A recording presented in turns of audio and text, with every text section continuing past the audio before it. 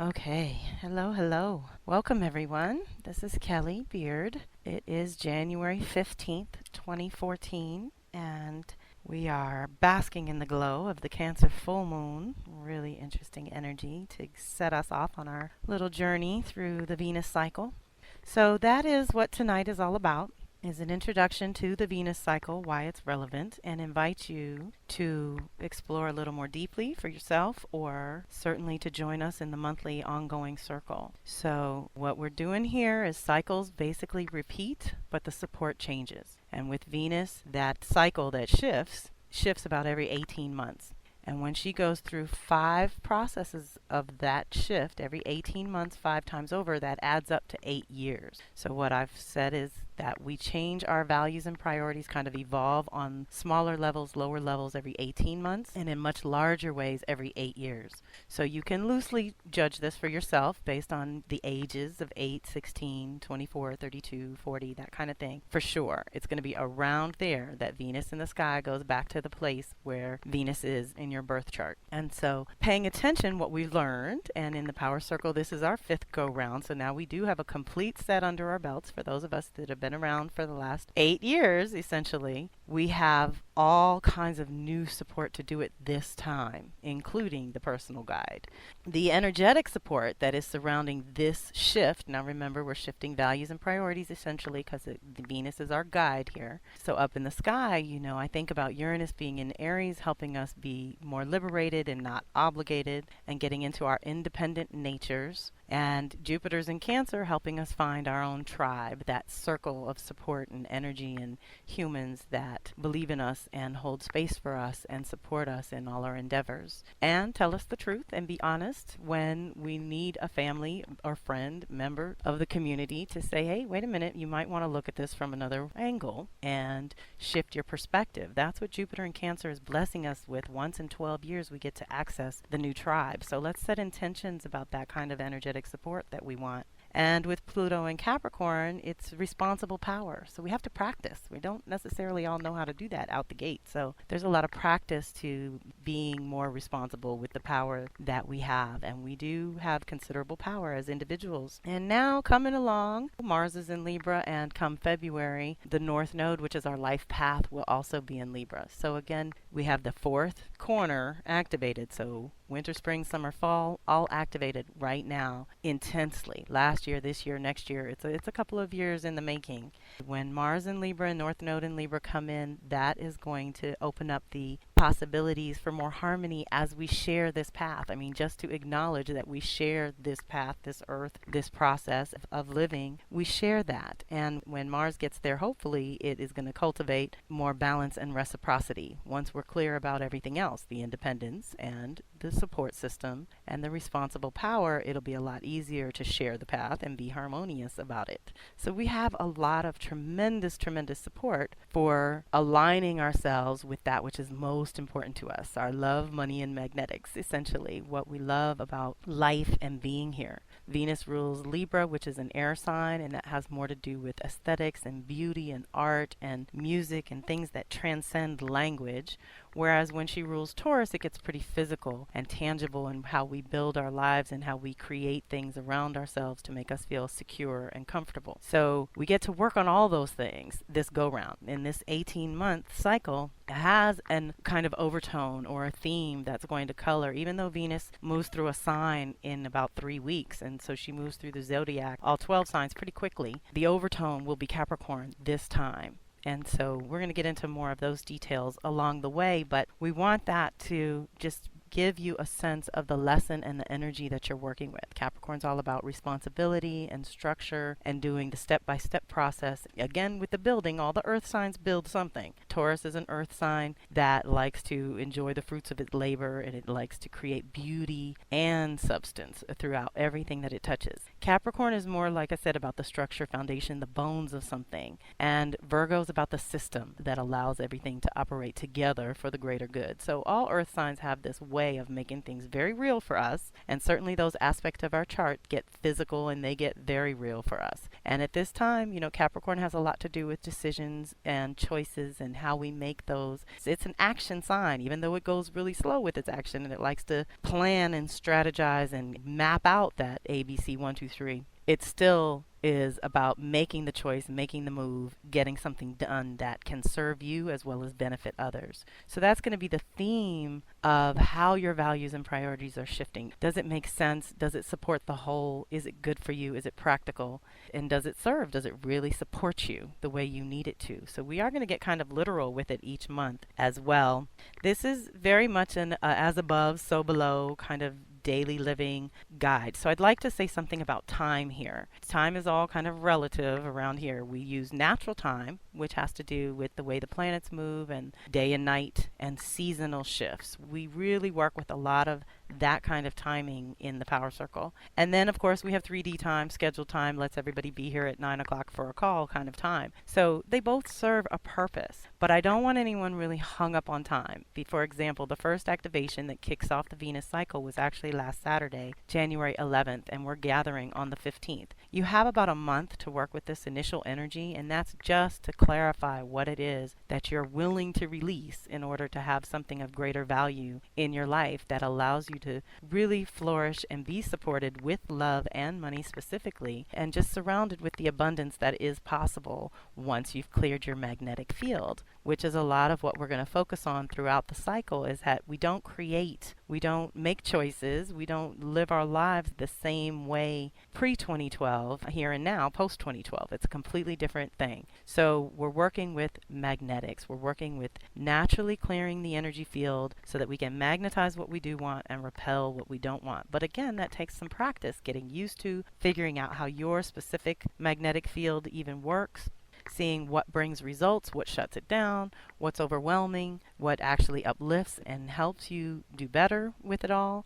We want to just really be in that flow of natural timing. So that has more to do with when you can be fully present to even consider what your priorities are right now and where the magnetics may be going wrong and where what you are intending is or is not. Again, we're kind of reporting. We don't want to judge it as right, wrong, good, or bad, but we're reporting in monthly as to how it's going. How is it the energy manifesting for you? Again, what's effective and what's been ineffective, and how can we make those course corrections along the way?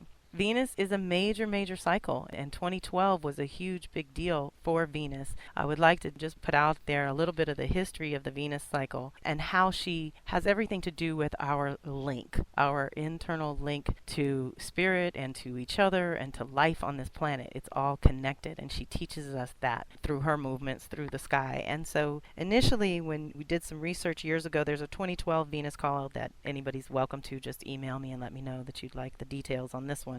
But she does this thing where she crosses between the Earth and the Sun, and so you probably heard a lot about that in 2012, that she only does every 113 to 130 years. And 2012 and go back 8 years to 2004 are the bracket timelines that she did it for our lifetime. We actually were alive to witness this shift, which only happens in that 8-year span within a bigger 130-year span. Okay, so going all the way back to the 1500s, when they first were working with the planets, there was the circumnavigation of the globe, and when they discovered that the world is not flat. And again, we're all connected. The 1600s, 130 years later, the first national mail services. In the 1700s, the first international scientific collaboration ever was a gathering to actually witness the Venus transit. In the 1800s, we had the World Post, the telegraph, the telephone. So here in 2004 to 2012, my notes from 2004 when we did this call was the next level is telepathy.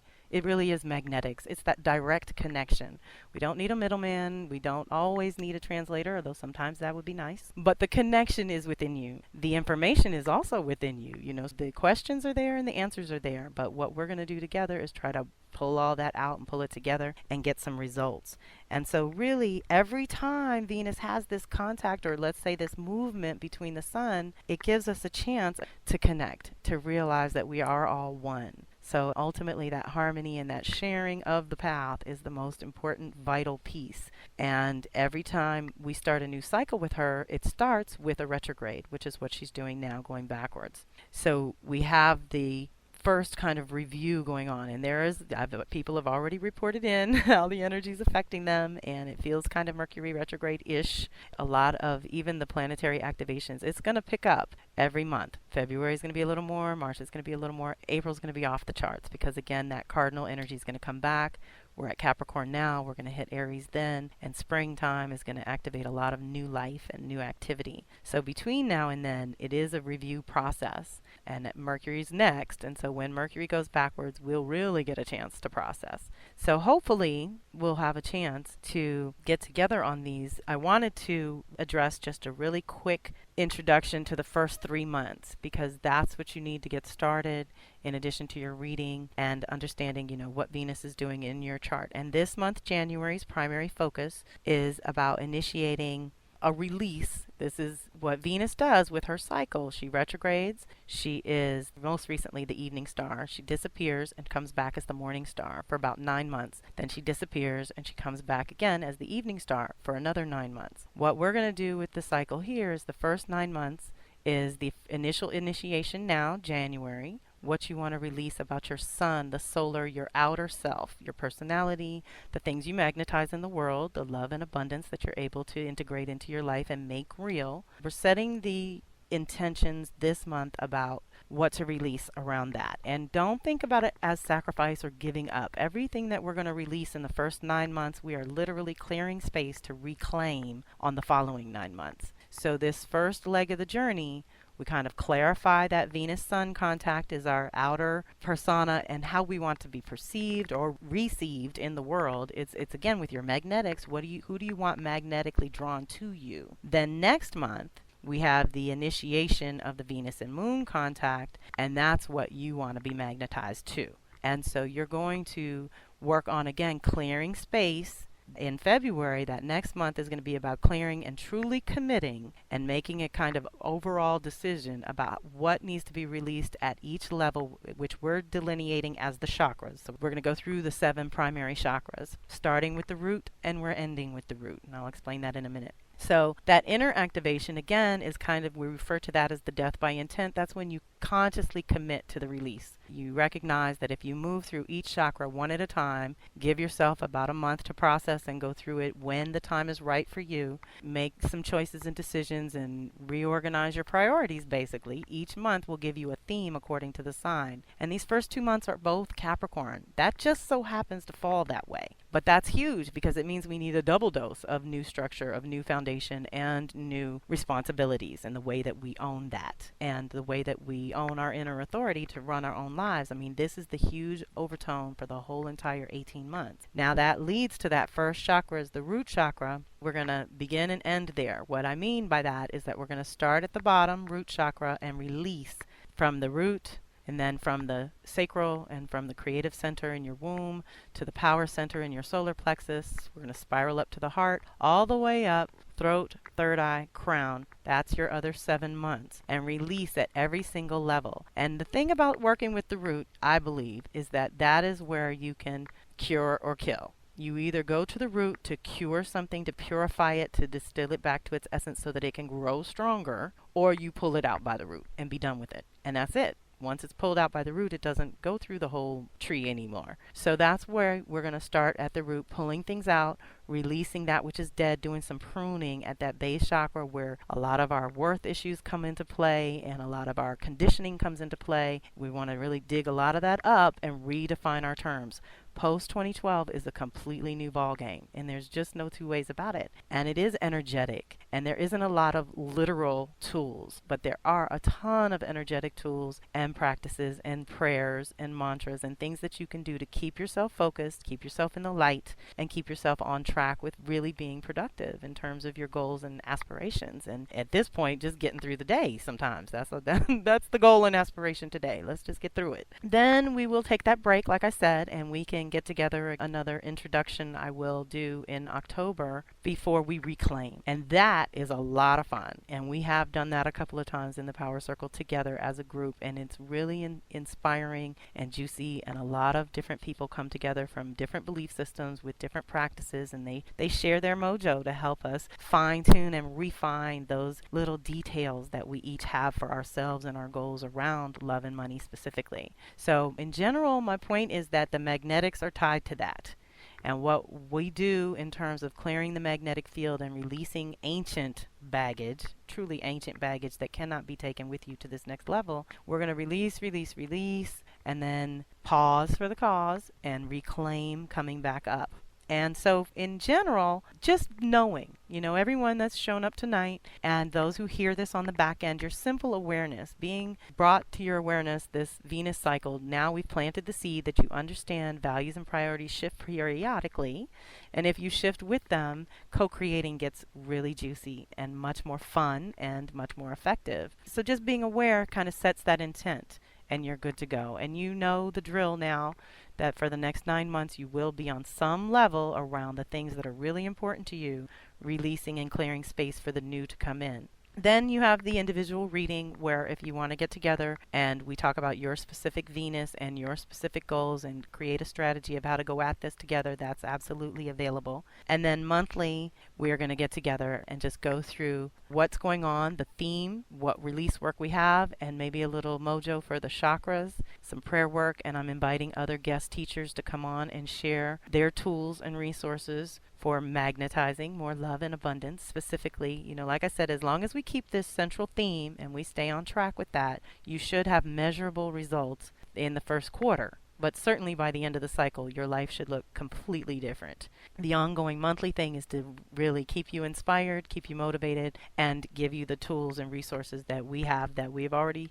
pretty much proven effective and been able to manifest at certain levels. And now we're taking that to a whole new level. And another thing to consider about this, and when you are thinking about your goals around love and money specifically, think about how the last cycle, the overtone was Gemini, which means we did a lot of exploring. And I don't know how many people have had a chance to read the full article, but if we track back the last couple of cycles that we've done together, starting in 2009 when she retrograded in Aries, my kind of theory that I put forward is that we've cultivated and birthed a completely new identity. And then over that 18 months, we learned our priorities around this new identity. And then it shifted to Scorpio. And because you have a new identity, you got introduced to new power, or you had access to power that maybe you haven't had access to in a long time, if ever. Then we moved from Scorpio to Gemini, and it was all about exploring the possibilities of what this new identity and new power could really do. It wasn't about anchoring or making anything real, and I'm sure most of you can identify with the last several months as being, 18 months. A lot of information has been revealed, a lot of truth versus fact stuff has been going on, and a lot of ideas have been swirling around. Now Venus is getting serious. She's in Capricorn, and my thing in astrology, everything is a response to the last thing and preparation for the next thing. So Capricorn's response to Gemini is give it a container. What good are all these ideas if they don't have a form that benefit other people, that support the whole group? Capricorn is the council of grandmothers. They look at the whole and see how every little part and piece works together to make that whole stable and strong enough to feed the whole family. And that's what we're going for here. A little more internal, individual stability that magnetizes that love and abundance automatically, kind of effortlessly, and repels negativity, repels the lower frequencies. I love Shanta's gift of teaching me how to ask my higher self to filter everything first. And that way it doesn't even enter my conscious mind. And I got to tell you, I've been tracking. I've been paying attention. When I get these tools, I start playing with them. I start tracking. And I have found specifically in the last year or two where it's come back around, and I found out later after the fact that these certain dramas just completely bypassed me, my husband and my son. And it's happened to the people really close to me that I can track, that I can see this happening to, where it's working. Higher self is filtering stuff that is completely irrelevant and a complete distraction, which is another reason everybody's kind of exhausted from Gemini. Is we had a lot of distractions for the last couple of years and weren't able to make decisions, and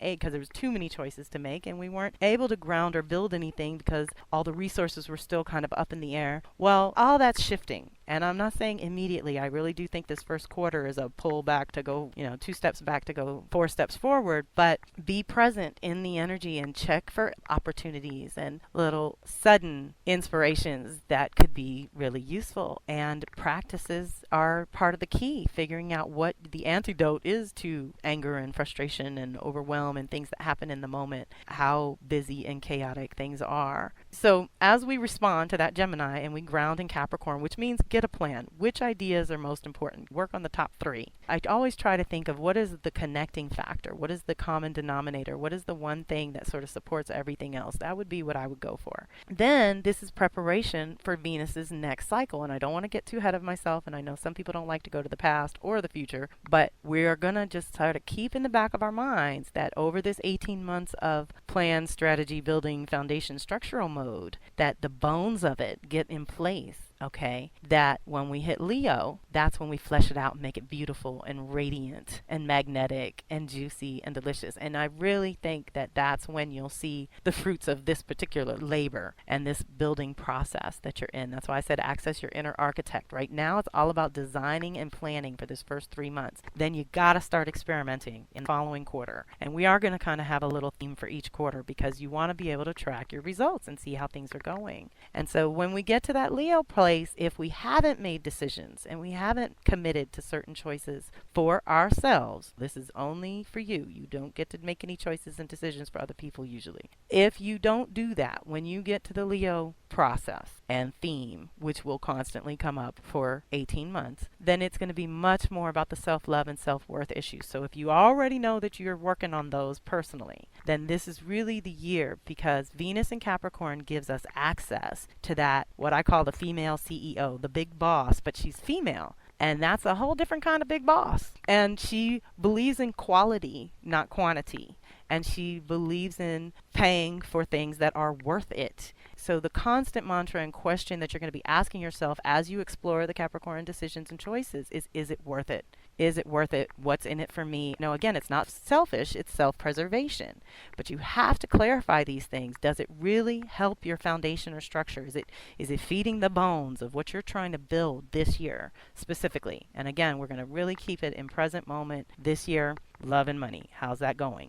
And I know a lot of people want me to change the word money to abundance, and we worked abundance in there and it was great. But I think we got to get comfortable with money as an energy. And the sooner, it's kind of like when I say take the names of people and just deal with the energy. Once you stop attaching the faces to it and the names to it of the personalities and the egos that you know so well, then you get to the essence and the energy, and that's where we can shift. That's where the power is. That's where we take our power back to make a choice for ourselves of what is natural and right and harmonious for our personal individual system. And so we're going to explore that all month. Now, I want to go a little bit into that monthly love focus. We will work on some self-love and self-worth things, but I love the old school adage of exercise and education are the purest forms of self-love. So we do want to work on that mind-body connection. We do want to, again, feel worth it, worth the effort. It's not healthy for anyone to neglect themselves in order to elicit a response from another. That's just not what we're doing. It's more about grounding and anchoring what you can and being able to articulate your needs and get them met. Money is, we're going to work on some different limitations, obligations like debt and things like that. We don't want to be obligated. Again, money is energy. And we've talked about this in the Power Circle for years, but I know some of my newbies might want to know we changed the prayer long ago from praying for money. We're changed that to praying for flow. Energetic flow, cash flow, creative flow. That's where the prayer lies. That's where the potency and the magic is. It's not in the paper that they print up and call whatever they want and say is this value or that value. Money is an essence, it's an energy, and we're going to learn to really look at it that way and practice and play with it. And trust me, you'll start playing with this and getting immediate results, and it will be laughable. There will be times where you'll just be like, I can't believe I haven't been doing this all along. And the magnetics. Think about activating your twin. That's another old school Kellyism, is the magnetic flip. Try to look into the things that repel you and things that are being repelled and the things that you're magnetizing in. All of that is a mirror basically showing you where your consciousness is, and basically whatever's going on inside manifests in the physical world outside. We can't do it the other way around. Most of you know this. You're all light workers in your own right and leaders of your own circles. It just needs the reminder that it's inside out, not outside in. And so we're going to work on that and try to, again, get focused and maybe catch ourselves where we are blocked. You know, that's the other blessing of working through the chakras as we unblock each one and we work really hard at the heart chakra, which links above and below, and do as much clearing as possible over this 9 months. When you start reclaiming, it will be a workout. It'll still be challenging on certain levels because you're going to be integrating the new. And that's a lot, but it is going to be so much more fun and validating for the hard work and the effort that you put in on this front end. So we're just basically clearing and releasing on the front end, integrating. You know, that's the other thing. Sometimes it's not about sacrifice or release as much as integrating it into the system. Think about how many people we know that know what's going on and sort of get the principles but don't apply them. So until you integrate and you actually work these things, these aha moments into your practice, you can't really stand on it as a foundational kind of brick in your foundation. That's all going to get addressed, let's say. So I'd like to pause here and open for questions and double check also to see if Shanta made it. We will do questions first and then close with the prayer if Shanta's here. Okay? Well, the Capricorn essence has been kind of kidnapped by patriarchy. We're having to unlearn and relearn a couple of things, and one of them is because Capricorn's ruled by Saturn, it's always been associated with the patriarchal dominant authority figure type of energy, but that's not what it was. That's only the last 5,000 years out of, umpteen million. For Earth, it's usually been a matriarchal society that honors the process, the time it takes to create life and contain, nurture, and protect and sustain a family, a community, a neighborhood. And so the Council of Grandmothers was always it. And the way that I illustrate that in the circle is that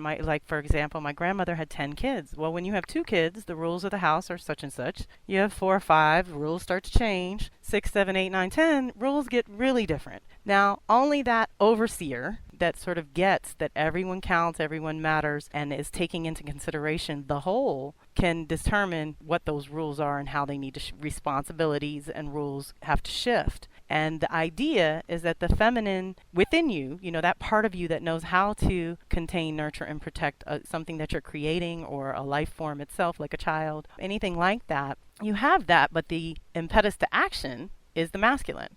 And so when it was matriarchal societies, they would sort of set the guidelines, the rules, the boundaries, the limitations, which are all Capricorn Saturn things. And then the men were there to enforce it. And if you look into any of the priestess or the Avalon things, Merlin had to consult with the priestess to get the final directions. And so it's just about taking the whole into consideration. Very often the masculine, our do nature, even our Mars nature, wants to take that next step, make a move and facilitate change like immediately with one step. Well, that's okay, but that one step is preceded and followed by other steps that have to be considered at this juncture. So I don't know. Did that answer what you were going for? More on the Capricorn or more on the grandmothers? Okay, well, they're fundamentals, home and work, and self versus others. So it's your individual nature and your relationships. That's everything this Venus is addressing. And so we have to recalibrate the home and work is Cancer Capricorn. And we all get out of whack with that because we live in a monetary system at this moment. So it's changing, and we know that, but it's going to be a minute before the system can support us back. So at this moment, we have to calibrate that always, because we can get too far off on the work side and then home gets neglected, or we get too concentrated at home like stay-at-home moms, and then when going back into the workforce is a challenge. So it's just about recalibrating that at this moment based on what's most important to you, not on obligations. Do you know what I mean? And not on old debt, and trying to clear the debt as money, financial debt and otherwise debt, energetic debt needs to go. We can't have those heavy burdens carrying with us into the next leg of the journey, let's say. And then what is crossed by that Aries Libra is the self versus other piece, because how much do you do for yourself and how much do you really need other people for in terms of relating, in terms of community, in terms of just energetic support and people there? That varies individual to individual. So that's what we're going to clarify on individual basis. How much energy and support and other people do you really need? How much can you do for yourself? And how does that work both at home and at work, public and private? So those are the choices that are getting forced on us at the moment. That's what people are feeling, the pressure to choose between work and home, to choose between self and other. And that's hard because we want to honor all of it. All of it matters, and all of it contributes to our base and our foundation, okay? Because those are the things everybody deals with. Everybody has to deal with home and work and self and other. Now, the coloration that comes from the other signs and the other activations and the other planets and all that, that adds flavor and spice and mixes it up and keeps it interesting. But these fundamentals, winter, spring, summer, fall, the shift of the seasons, affect everyone. And so this is just going to be the highlight over and over and over for the next several months, that it's fundamental, it's very basic, it's not that complicated. It really is just about who you are and what you want and being able to clarify that. And then making better decisions in the moment and negotiating win-win situations like that Mars and North Node hitting Libra. The Libra leg of this is forcing us to really think about what we want and what we need and what we're offering that we can all collaborate with and magnetize the support and the circle and the system that most allows us that harmonious, abundant life. And it's practice. There is no perfection. So that's why we get together and remind ourselves and try things, see what works, what doesn't. Pay attention to the rhythm. It's a kind of a dance thing. And so the rhythm of the seasons changing, the rhythm of day and night, the rhythm of the stars, the rhythm of the planets, that kind of thing, the rhythm of the moon,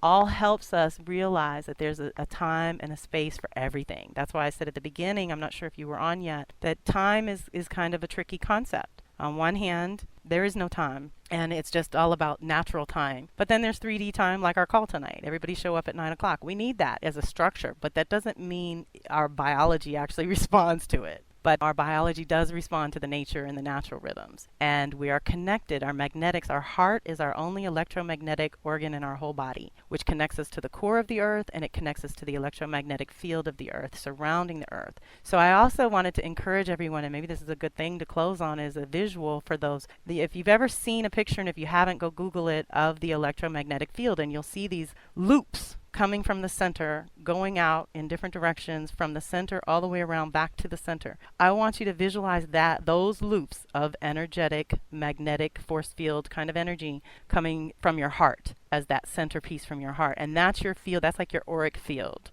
And you see that getting cleansed, flushed with white light, whatever it takes to feel purified there. But that's our connection. And so the way the planets are moving is affecting us physically, in addition to mentally, spiritually, and emotionally. So we want to keep that in mind. And one of the things that we've integrated in the Power Circle over the years was taught to me by Greg Braden was the quick coherence technique. And that is to breathe as if you're breathing through and from your heart, really connect to your heart center. And like I said, that chakra links above and below. And so if you're having trouble figuring out which chakra is out of whack, always start at the heart. Just go there and you'll be led above or below. You'll know which way to go from there. But we want to always have the heart clear, because if that's blocked, if your heart is closed or blocked in any way, above and below cannot communicate, and we need both. That's back to that physical and spirit, spirit in a human body thing that we are. And in order to do that, we have to be connected at our heart field. So I am really glad that Shanta's here, because she can give us a really juicy prayer to close on with